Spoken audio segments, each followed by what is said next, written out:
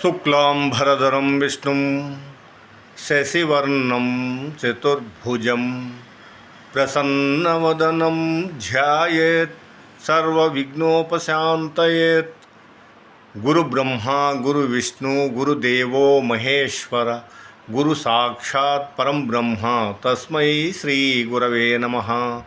నారాయణం నమస్కృత్య నరం చైవ నరోత్తమం దేవీం సరస్వతీం వ్యాసం తతో జయముధీరయత్. హరి వివోం. పరమేశ్వర స్వరూపమైన సభకు నమస్కారం. అష్టాదశ పురాణాలలో భాగవత్ పురాణము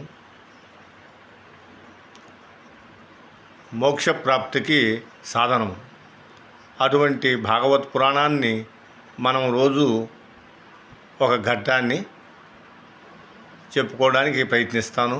మీరు కూడా శ్రద్ధగా విని నా ఛానల్ని సబ్స్క్రైబ్ చేసుకొని లైక్ చేసి సపోర్ట్ చేస్తూ ఉండండి. భాగవత్ పురాణాన్ని సంస్కృతంలో వేదవ్యాస భగవానుడు 18,000 శ్లోకాలతో రచించారు. దానినే తెలుగులో మన పోతన గారు 12 స్కంధాలలో అనువదించి తెలుగు వారందరికీ కూడా ఆయన ఎంతో మేలు చేశారు.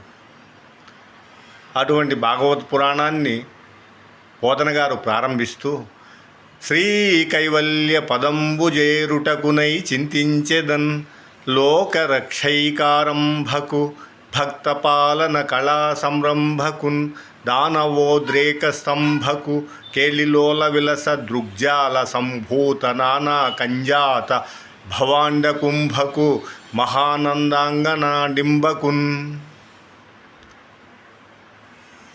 శ్రీకైవల్య పదంబు. శ్రీకైవల్యము అనేది అద్వైత సాంప్రదాయం.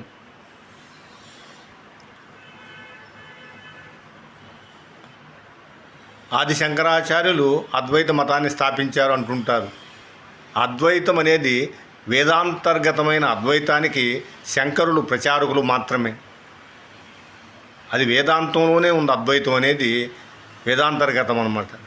అటువంటి అద్వైతం మతాన్ని ఆయన ప్రచారం చేసి భారతదేశంలో ఉండే సనాతన ధర్మాన్ని ఆచరించే వారందరూ కూడా ఎంతో మేలు చేశారు. పోతన గారు ప్రారంభం ప్రార్థనా పద్యంలోని ఆయన అంటున్నారు, కైవల్యం అంటే శాశ్వత శివ సాన్నిధ్యం, అంటే మోక్షం వచ్చేసి నాకు కావాలా, ఇక మళ్ళీ పుట్టవలసిన అవసరం లేదు అని ఆయన ప్రార్థించారు. ఎవరిని? శ్రీకృష్ణ భగవానుణ్ణి. భాగవతం అంతా శ్రీకృష్ణ భగవాను సంబంధించింది కాబట్టి ఆ శ్రీకృష్ణ భగవానుణ్ణి పోతన గారు వేడుకున్నది ఏంటంటే, ఇక మళ్ళీ పుట్టవలసిన అవసరం లేకుండా శాశ్వత శివ సాన్నిధ్యం అంటే మోక్షం కటాక్షించమని ఆయన ప్రార్థించారు. తరువాత పోతన గారు ఆయన ఇంటి ఇలవేల్పు అయిన కనకదుర్గమ్మను ప్రార్థించారు.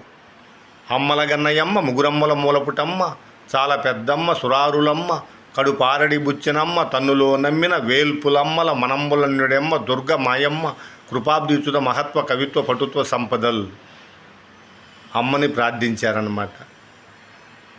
బెజవాడ పోయినప్పుడు మనము కనకదుర్గమ్మ రాజగోపురం మీద ఈ పద్యం రాసి ఉంటుంది. అది చూసినప్పుడల్లా నేను పోతన గారిని జ్ఞాపకం చేసుకుంటూ ఎంతో సంతోషిస్తూ ఉంటాను. అంత అద్భుతమైన ఆ పద్యాన్ని, అది ఒక మంత్ర రహస్యం. అది మంత్రాన్ని ఎప్పుడంటే కూడా ఉచ్చరించకూడదు కాబట్టి పోతన గారు పద్యం రూపంలో తీసుకొచ్చారు. ఆ పద్యాన్ని నేర్చుకొని మనము ఆ అమ్మను కానీ ప్రార్థిస్తే ఆ కుటుంబంలో ఇల్లాలకు ఎటువంటి కష్టాలు లేకుండా తల్లి రక్షిస్తూ ఉంటుంది. తరువాత పోతన గారు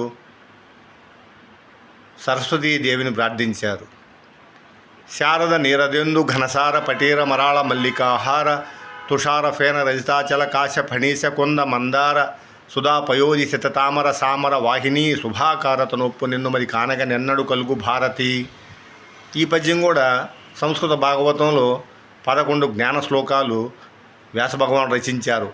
దానినే పోతన గారు తెలుగులో అనువాదం చేశారు. ఈ పద్యం నేర్చుకొని మనం కానీ ఆ సరస్వతీదేవిని కానీ ప్రార్థిస్తే మనము అనుకున్నది సాధించగలం.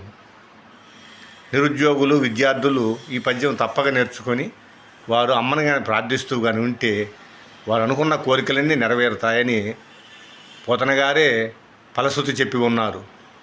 అతి అద్భుతమైన భాగవతంలో ఈరోజు మనం ప్రారంభించాము. రోజు ఒక 3 పద్యాలు వచ్చేసి నేను మీకు విన్నవిస్తూ ఉంటాను. మీరు ఆ పద్యాలని విని ఈశ్వరానుగ్రహం పొంది మీ కుటుంబాలు ఆయుర ఆరోగ్య ఐశ్వర్యాలతో వర్ధిల్లాలని మనస్ఫూర్తిగా నేను ఆ శ్రీకృష్ణ భగవానుని వేడుకుంటూ సెలవు తీసుకుంటున్నాను. సర్వం శ్రీ ఉమామహేశ్వర పరబ్రహ్మార్పణమస్తు. స్వస్తి.